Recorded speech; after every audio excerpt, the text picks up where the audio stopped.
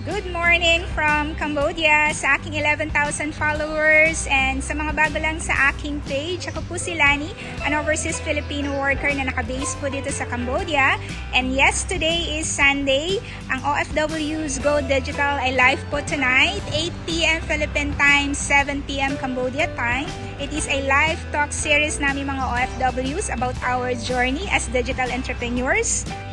Ang aim po namin dito is to educate and inspire other fellow OFWs na mag-set up ng digital business para magkaroon ng another source of income or side hustle na makakasupplement sa ating OFWs income para makatulong na masecure po natin yung ating future at yung future ng ating pamilya.